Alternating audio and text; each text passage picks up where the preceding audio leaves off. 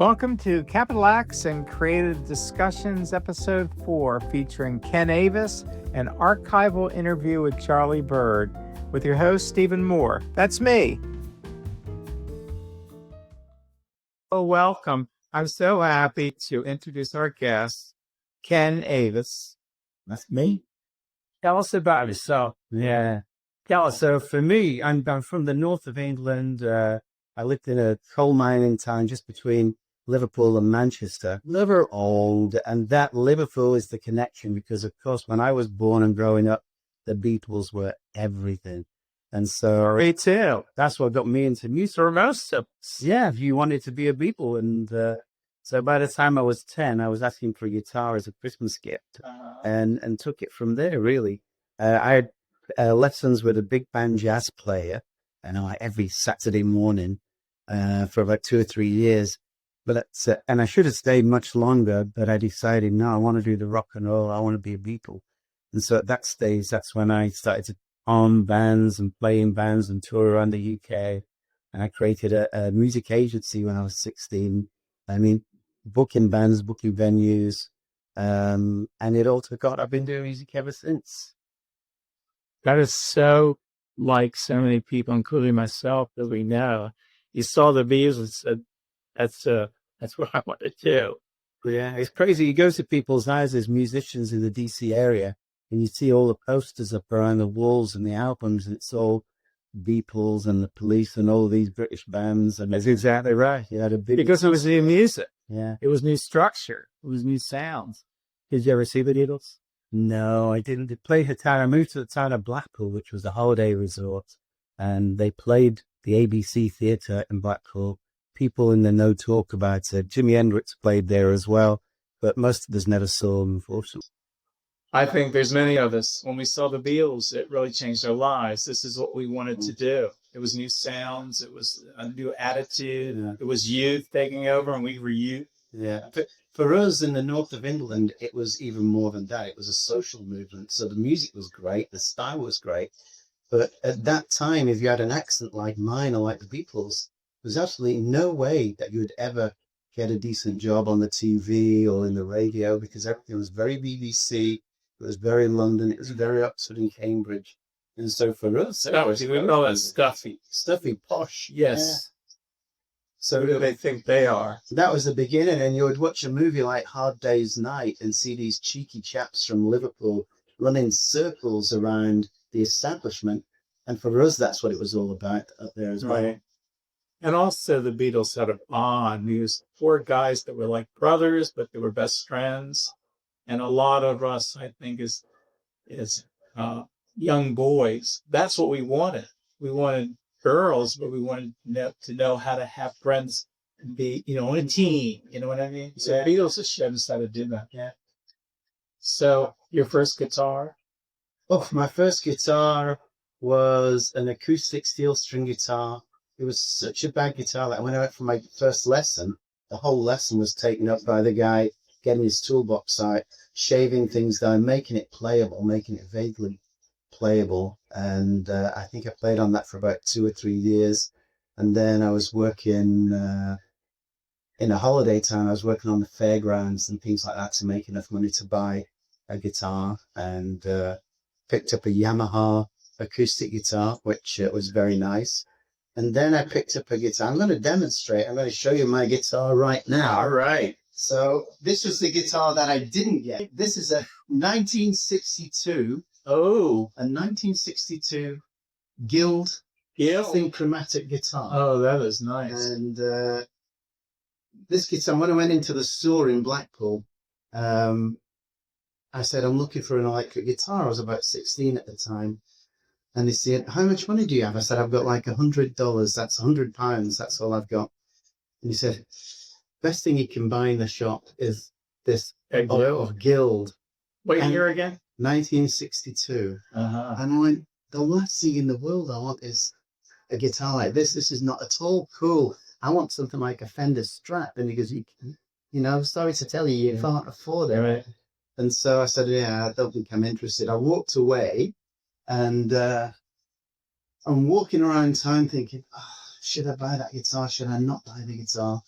And I ended up going down to the bank, pulling out my money, and getting the guitar. That's nice. So that's the first good guitar. Love it to this day. One of the things we're talking about is that Charlie Byrd from DC, Chuckatuck, Virginia, came to DC to study with Sophocles Pappas. He and Stan Getz and Buddy Deppenschmidt recorded jazz samba in the All Souls Church. And that became the birth of Bossa Nova. So I think a couple years now, right? Ken and his group of musicians replicated that album. So tell me about that. Yeah, so we started to perform. We put a small band together, mainly a trio, and the other guitar player in it. So it was two guitar players and Lynn singing. And our intention was to do jazz. Not that we were greatly experienced in jazz, but we wanted to be a jazz trio. And it turned out that the other guitar player, David, had actually studied for 2 or 3 years in Brazil studying guitar. And so he was really good at Brazilian style guitar. And as a guitarist myself, there are certain styles that I've always said to myself, I would love to be able to play in a Brazilian style. I would love to be able to play like Joe Past. I would love to be able to play Hawaiian guitar. And here was a teacher sitting in my room rehearsing every day. So he kind of taught me that, and we started to put some of those songs into our repertoire, songs which were on the original Jazz Samba album and the subsequent albums, Aja Gilberto. And one day we were in this house rehearsing, and we had a drummer with us, and the drummer said, "Did you know that album was recorded in Washington, D.C.?" And it was like, no, come on, get out of here. How could you possibly? I had no idea. And I'd heard of Charlie Byrd, I'd heard of Jazz Samba. I had no idea there was a DC connection at all at that stage. So, as anybody would do to prove the drummer wrong, I got the phone out and I Wikipedia'd, and bloody hell, he's right. It was actually recorded in All Souls Church, 1962. Who would have thought? How did that happen? And so that's where the fascination came. And we were already doing 3 or 4 songs off the album. And we did a show at Strathmore. And I mentioned to one of the directors at Strathmore the story, because I'd done a little bit of research into how the album came about, which was a fascinating story in itself. And it was a very DC, it could have only happened in DC. And why is it? So a few things came together. You know, of course, Charlie Byrd came here after the Second World War, using his GI Bill, as you mentioned, he'd been doing classes with Segovia already. And then he came to do the classes with Sophocles Pappas. Oh, yeah. So he's here. Bossa Nova was pretty much invented around 1958-59 in Brazil. And Bossa Nova translated means like the new thing, the new craze. And it was new. It was just a small group of people in Rio who were playing this music as an offshoot of samba music. They'd been listening to jazz, American jazz, on the radio. And they kind of tried to put some of that coolness in it. And a few people from America had gone down to Brazil and played with people like Carlos Jobim. But it wasn't in the mainstream at all. It wasn't nowhere. So they happened to be in DC, and they happened to get onto one of the State Department tours where they were sponsored to go into Latin America as ambassadors of America to show these developing nations how cool America is, and to take American jazz to the peasants kind of thing. That was the idea of it. In reality, when they went off there touring in Argentina, in Paraguay, in Mexico, in Brazil, they discovered, wow, there's some amazing music down here. And Brazil in particular was the place where they heard Bossa Nova for the first time and spoke to some of the people who were originating Bossa Nova. So they brought that back to DC. And one of the interesting things, if you actually look on the back of the album, this is the Jazz Samba album, the famous album. Nowhere on this album does it use the words Bossa Nova. Right. Because nobody knew what Bossa Nova was. So it would have been awful marketing to do that. But what it says is that 2 jazz soloists play fresh contemporary sounds from modern Brazilian folk music. No mention of Bossa Nova because it wouldn't have sold. And so that was the basis of the album. So they came back, and Buddy Deckenschmidt, the drummer in particular, was fascinated by this Bossa Nova sound and said, let's play some of that Brazilian music. Charlie Byrd was a little hesitant initially, but they started to slip one or two songs in. And because DC is such an international place, and the places they were playing were fairly classy, and so you'd have the diplomats, the World Bank people in there, and they always responded well. So Deckenschmidt was also saying, come on, Charlie, let's record an album, let's record an album. But it was still a new thing, so there was some hesitation. Charlie Byrd met with Stan Getz. They played together at a showboat club, and he talked to him about this Bossa Nova music and said, maybe we could do an album together. But there was no, Stan Getz at the time was a pretty big star. He was like the Beyonce of his day, you know, the Taylor Swift of his day. He was that big in the jazz world. Because He wasn't that big. well, I'm just kidding. He was big. he was Jazzy. Yeah. But then his career had taken a nosedive because he got involved with drugs a little bit, and he ended up going to court and got in trouble because he held up a drugstore. He was a musician. He was a musician. He held up a drugstore with a toy gun, so things didn't go well for him. And he basically moved to Europe because he was dead in the water in America. However, Verve Records, the legendary Verve Records, still had him under contract. So they still had the possibility of getting money out of him and work for him. And again, another one of these crazy accidents of it all. Charlie Byrd in Chuppettuck, Virginia, had been to elementary school with Creed Taylor, the legendary producer from Verve Records. So he called him up and said, you know what, I'd like to do an album of this new music we heard in Brazil. And Creed Taylor said, okay, we'll do it, but on one condition. You have to have Stan Getz on the album because we need to get him working. Right. The Mr. Mummy. So all of these kind of occasions, KG, and then even more kind of coincidences and strange bits of the story. The plan originally was not to do it at All Souls. It was to do it at the synagogue down the road from All Souls on 16th Street. And they went to visit the room where they would have recorded this. And while they were in there visiting this hall, it wasn't a recording studio. Some buses would go by. And when they put the brakes on, there was that horrible noise of the air brakes hitting. And they went, oh, there's no way we can record here. So plan V, we went to All Souls Church. And Obviously had a better actor. it's a big room. It's with a stage, a tall stage on it. And it hasn't changed since the day the recording was done. We've seen photos of the day of the recording, and it's exactly the same. I think the same curtains, or they replaced them in the same way. And so this is very echoey room. But things started to move really fast. So Buddy Deckenschmidt, when he was called to do the recording session there, wasn't even aware that Stan Getz was going to be part of it. They had about 2 weeks' notice. They gathered there on a cold February morning, February the 13th, 1962. And he was a massive fan of Stan Getz, and he couldn't believe it when Stan Getz walked through the door. Getz had been flown down with Creed Taylor from New York to what is Maui Airport. They jumped into a taxi, gone straight there that same morning. Everybody unpacked. They recorded the entire album from start to finish in 3 hours with just a few microphones on the stage. It was recorded by a Hussey engineer who went on to great fame and legendary status as a producer, Ed Green. And Ed told me when I met him, and he walked in, he says at the reel-to-reel tape recorder, stereo reel-to-reel, in the corridor next to the main hall, ran all the cables, hooked up about 3 or 4 microphones, not much more than that, recorded the whole thing. He said within 3 hours, he said, I left that corridor. Not only had I recorded the entire album, I'd actually spliced it, chosen the takes I wanted. Most things were done in 1 or 2 takes.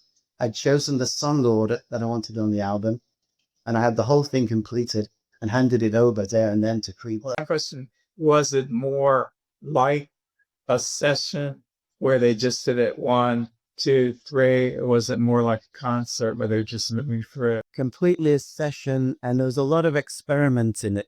they tried to record a Bossa Nova album in New York in the studio about a year earlier and scrapped it because they just couldn't get the field. And they decided, strange things about this album, they decided not to add a normal band. So they thought they needed 2 drummers to make this work, 2 percussionists. So they had 2 drummers on the album. They had 2 bass players on the album. Keita Betts is the bass player with the Charlie Byrd trio. But like a day or so before the recording session, Charlie called his brother Joe Byrd, who was a student at the time, and said, "Do you want to come to this recording session?" So they had Joe playing on some of the tracks and Keita on some of the tracks, 2 drummers. So a lot of it was experimental that was going on there. And I don't think Creed Taylor necessarily thought this was going to be a big deal. He was just trying to keep Stan Getz working and do a favor for his old friend Charlie Byrd. And Joe Byrd, we interviewed Joe Byrd, and he said they had no inkling that this was going to be a special album. They thought this was just going to die.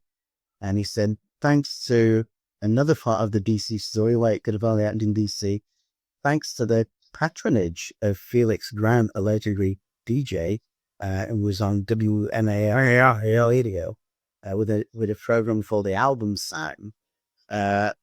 Felix started to play the album, and it really took off. And reggae too. Yeah. So I knew Felix Grant, and I later podcasts will hear this, but I asked him if I could interview him, and he just invited me down. So I sat in the whole evening, and I asked him one question. I said, "Tell me what Felix Grant's all about." And he started from his birthday, and I had 90 minutes of his whole life. We'll hear some of that later. And I wanted to mention, I just think Kenny Lee did the same thing, by the way. Yeah, and it was fantastic. I was just incredible. 1985, I got a hold of Charlie Byrd and asked for an interview for the Capital Acts book. And he invited me to his Annapolis condo, and I spent the afternoon with him. It was wonderful. I'll never forget that day. And here are excerpts. The road to success in anything is always the fun part, isn't it? I always tell students, the fun's in getting in the doing. After you get there, you find out all the things that are wrong with whatever you could do. When you came in 1950, you moved to Washington to study with Sophocles Pappas. Where was it? Where did you live in the city? I lived on K Street. Desifinado, that was recorded in a church in Washington? Yeah. What church was it? Unitarian Church. 16th. The 16th? Yeah. Could you describe what that experience was and actually recording it there? Well, this was at a time when recording industry, they had decided that the best way to record was in a real auditorium that had some acoustics and all. This was natural echo. Yeah, this was when they had moved away from the dead recording studio idea, and then moved into something that had a little echo to it, and that's what we were looking for. I thought it had good potential. I thought they were good songs, and they potentially had a good appeal to the American public, but I didn't anticipate it being as big a selling item as it was. When you were studying with Sophocles Pappas, you were also doing work in the pit orchestras. Was that the Capitol? National? No, not the Capitol. The Capitol was still in operation when I first came here, but I never worked at the Capitol. National Theater is where you were. They had some musicals coming too. I worked in some of them. Silk Stockings, I worked in. Damn Yankees. Several that didn't succeed. One, Carol Channing played at, when he was here, I think it was called Flippers or something like that. It was about the movie. I'm just straight into early. The movie industry in its early days, and it was total flop. Came here and they spent a lot. They spent tons of money. Had a big orchestra and the rest of it. Big flop, and it was the show she did before Hello Dolly. She came back to Hello Dolly and she did the jackpot. I did a little club work. I was very busy as a student at the time. I didn't want to. If I remember correctly, I think we moved into the Showboat probably in October of 1956, and the television show, which was Felix's idea, something he interested the station in, would have been about maybe February of the next year. Okay. I wouldn't bet $1 million that I'm right about that, but that's what I remember it being. In terms of the city and people who are interested in jazz, they discovered that you were happening there and would go see you. And then this TV show went out the whole area. And then perhaps people would come in from Silver Spring or whatever. Well, business had been pretty good from the beginning at the Showboat, but once the TV show, even though as far as Nielsen ratings and stuff like that, it was no big deal. As far as advertisement by a given club in the city, it really, it assured lines around the block, and it was a big success. The TV show really made it. That was the icing on the cake. You must have really felt great at that time. I mean, you had your club, and then you had the TV show, and it was super.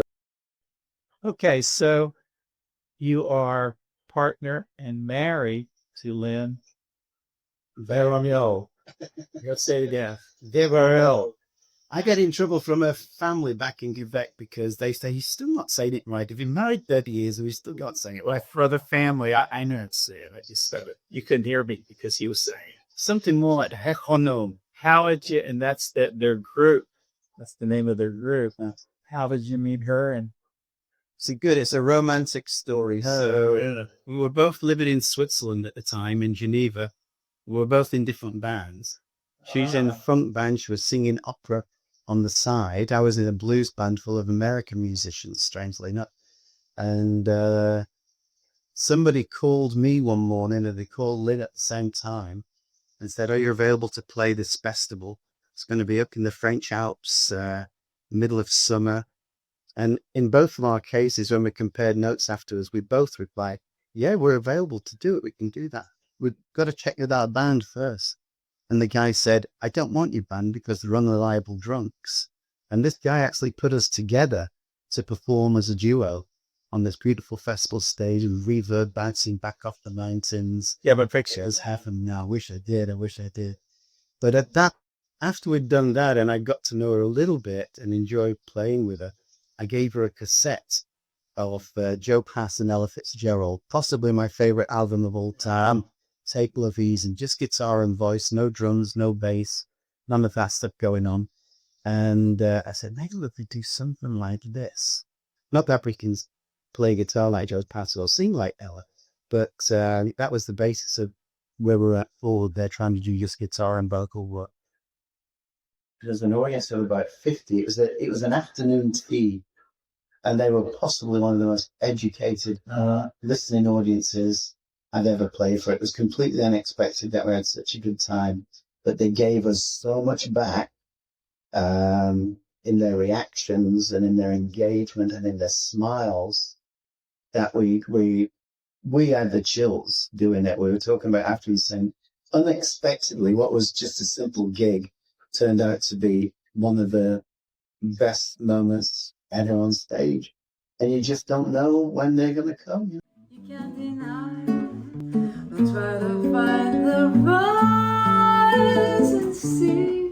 Don't fight the moon, the stars above, and don't fight me.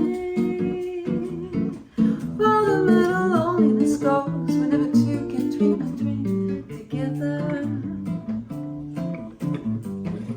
But when I saw you first, the time was 3:30.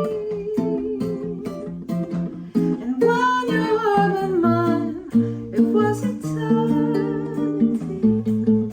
But now you know, the wave is on its way to breathe. Just catch the wave, don't be afraid of loving me. While the middle loneliness goes, whenever two dream a dream together. Together. Did I